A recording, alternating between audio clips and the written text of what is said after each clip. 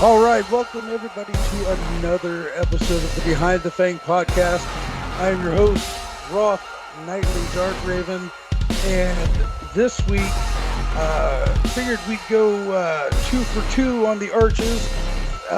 This arch that I'm about to speak with, I have had more requests to speak with this arch than anyone else that I've brought onto the podcast. So it is my pleasure to introduce the Arch of ADE, Arch Raine Mapholisto. How you doing today?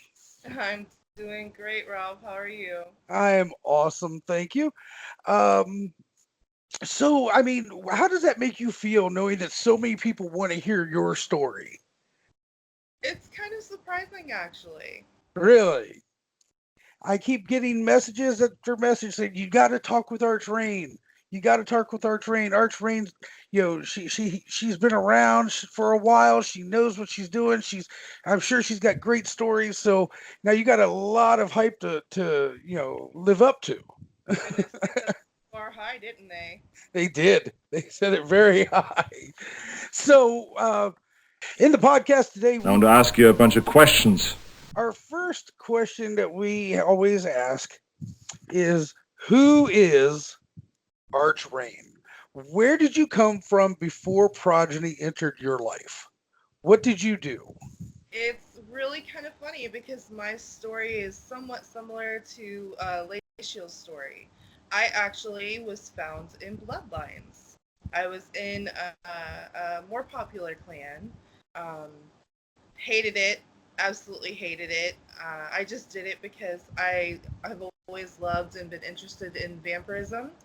And at that time, it was one of the better ways to RP it out.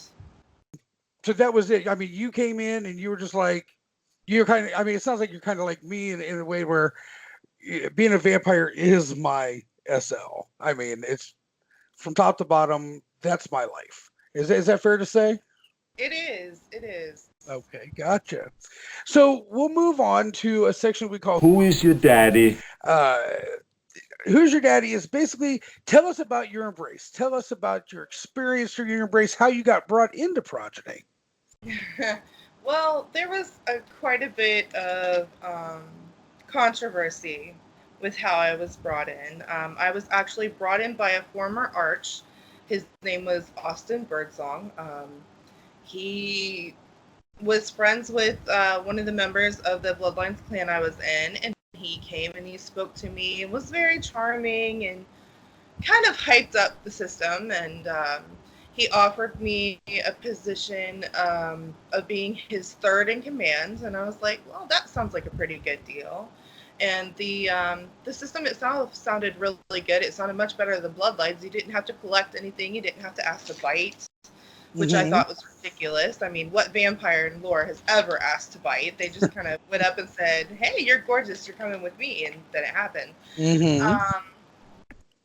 So I agreed, and he brought me and introduced me to his clan and everything, where I met his blood regent, Alora, and the person that would soon become my blood regent, Risha Gemini. So, see, when you sit there and you talk about the rules that happens in Bloodlines, I'm kind of the same way you are. I say to people all the time, never in the history of ever have I ever seen a vampire movie or read a book about vampires where they've ever collected a soul, where they've ever asked to bite someone. And I agree with you. I just think it's ridiculous. Like I hate it, and that's one thing I love about Progeny. So we're 2 for 2 on that.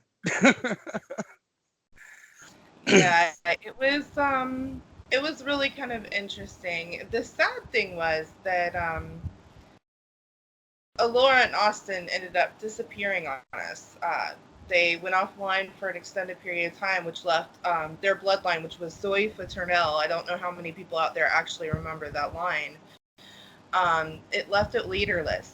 And so I kind of got pushed into stepping forward to lead it, which is where the controversy came in, because at the time Progeny was barely a beta.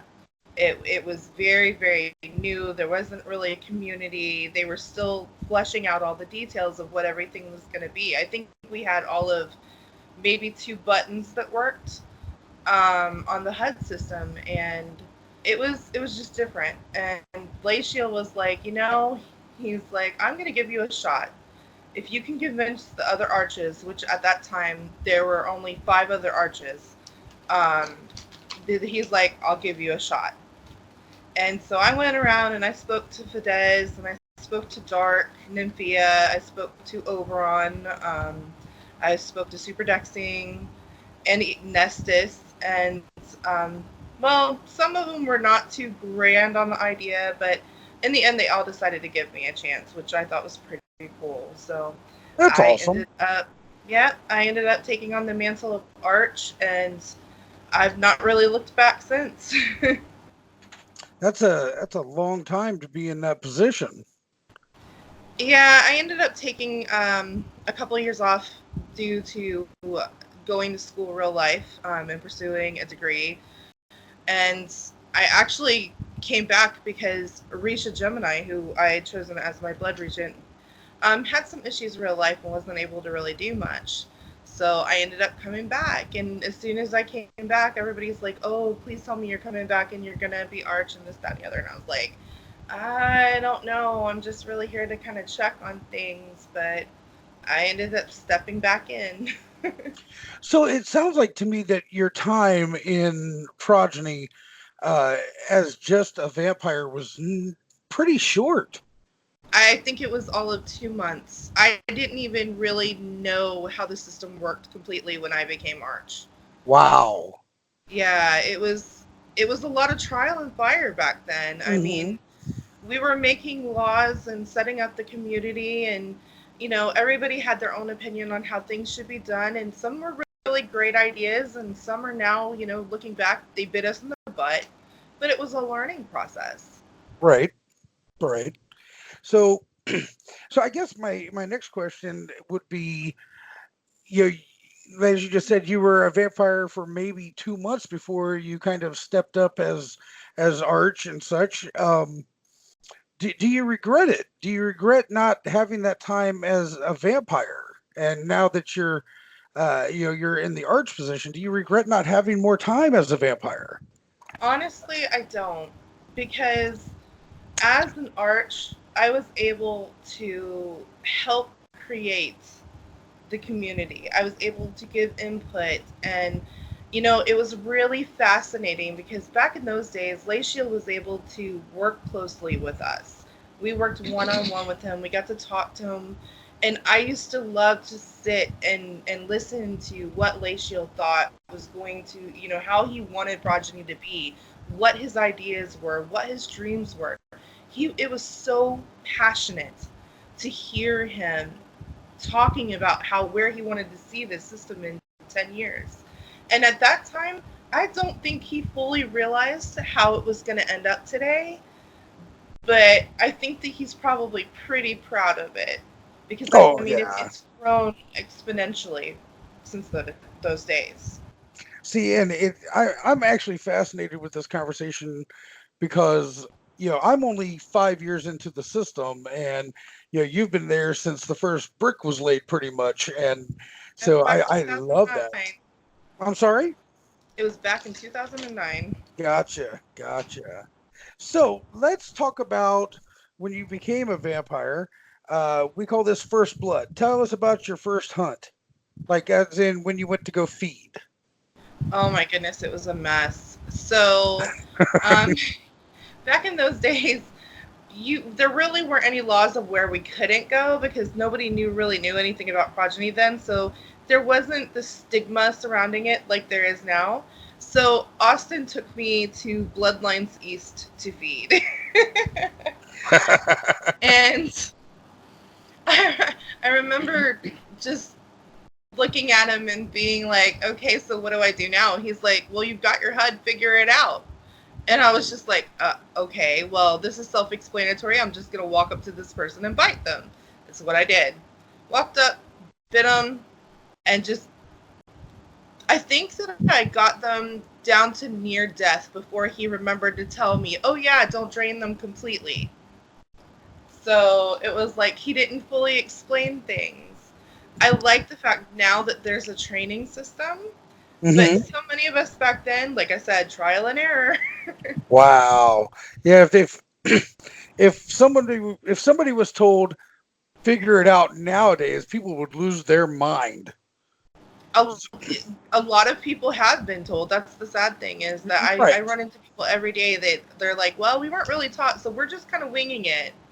No, I get it too. I run into vampires all the time. Me and my clan, we're pretty active when we go out and about, and it surprises me just how many people are out there that uh, where the term throughout the community, turn and burn. Hmm. Yeah, it blows my mind. So yeah, I get it. I get it. Um, so let's talk about Fang banging. Tell us about your first confrontation. Do you remember who it was that you got to a confrontation with, and how did that go for you? My very first confrontation was with the very first arch vampire maid, Mr. Dark Nymphia. It was interesting. It was interesting. I can tell you that. Hmm. He didn't even try to fight me back. I don't think that he thought that I could take him down, but I did. Wow! Like when you say take him down, you took him down. I killed him. Yep. Wow! Give it up for you. Wow! we Nice. were we were we were actually in a dispute over another former arch whose name I'm not going to mention just because there's too much drama surrounding it. But we were in a confrontation about it, and he kept trying to egg me on to attacking him, and I finally said, you know what? Okay, let's do this. So I did. Nice. So we call this with knowledge comes great power. Okay. So basically, what this is we're going to ask you what is your current status, which we know you're an arch, but tell us what you've learned in your time as in Progeny, what you've learned about Progeny and about roleplay in general. Oh goodness, there's so much. The biggest thing that I've learned about Progeny is progenies. A lot of people see Progeny as kind of a stasis system where it's always like this set theme of what you're gonna do, but in reality, Progeny is like a growing organism. It's always changing. It's always evolving. You can't really pinpoint anything down because everybody has their own way of RPing the role of a vampire, Right. and sometimes it does cause a lot of controversy. But the thing about any really good role play is you're gonna have the bad guys, you're gonna have the good guys, and you're gonna have those who are like, okay, we're just gonna kind of step back and watch and see how things work out. Mm-hmm. But in order to have such a variety and such an immersive community, you have to have those bad guys and you have to have those good guys. Otherwise, it would be the same thing every day and it would get boring after a while. No, I agree. I mean, if you look at you and I, for instance, you and I are night and day. Your line is a active member of the GCSC, where my clan is Renegade, and we. I couldn't for the longest time. I was GCSC, and in the past year or so that I've been Renegade, I look at it going, I couldn't imagine being anything else. And I love that about Progeny is that, like you said, it's growing.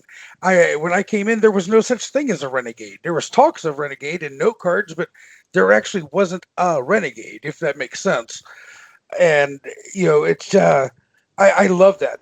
I love that it's so diverse and that you can make it what you want, and it does grow, like you said, and it's exciting to see where it's going now. It is very much so.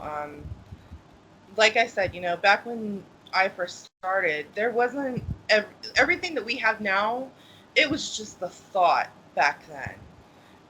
The councils, even the wars and things, none of that really existed then because we were still just learning what we wanted everything to be. Right. We couldn't have, I don't think any of us could have imagined back then exactly how explosive Progeny would become.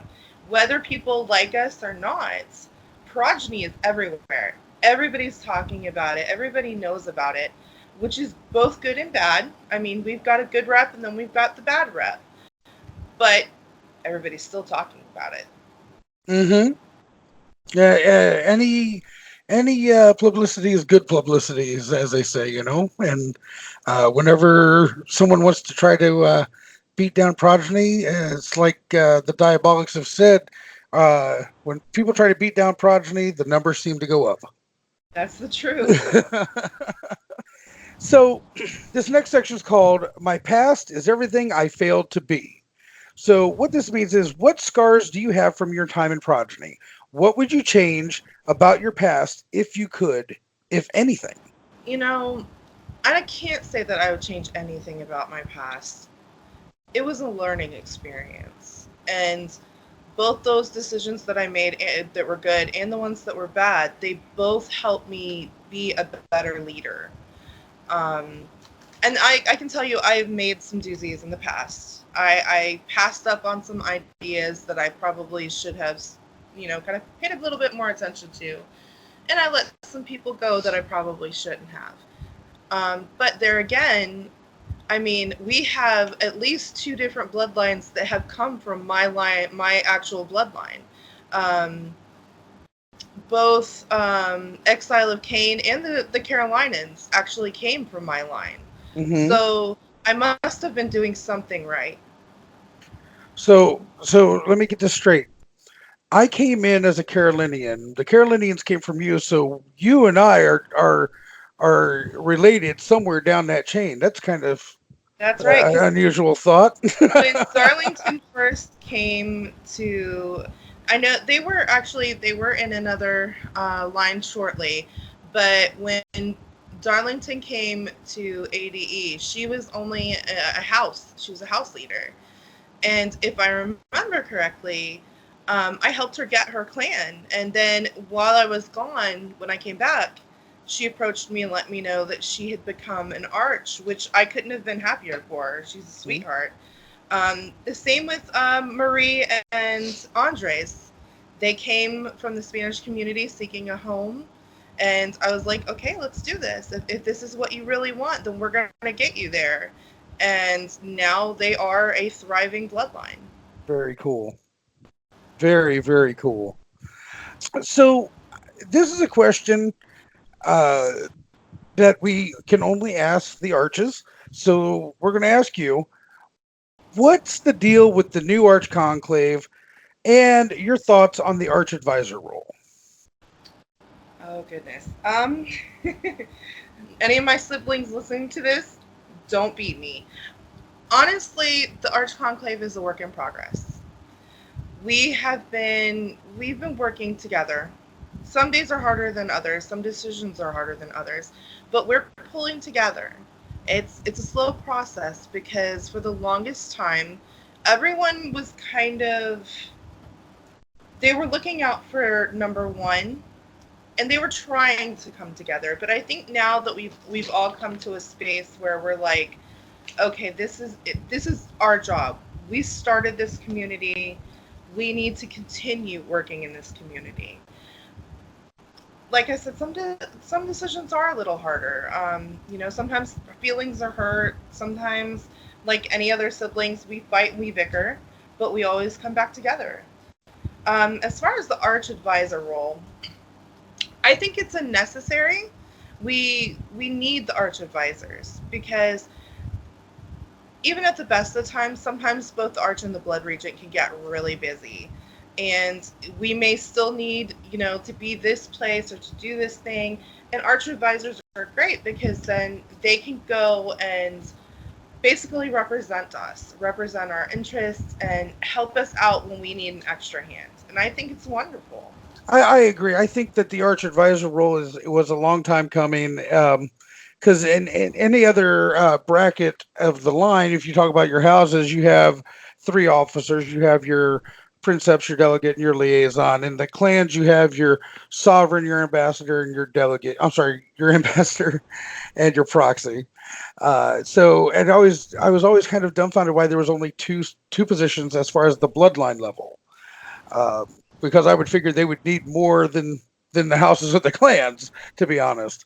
Well, Uh, it's really interesting because way back years ago, there were three positions, and mhm.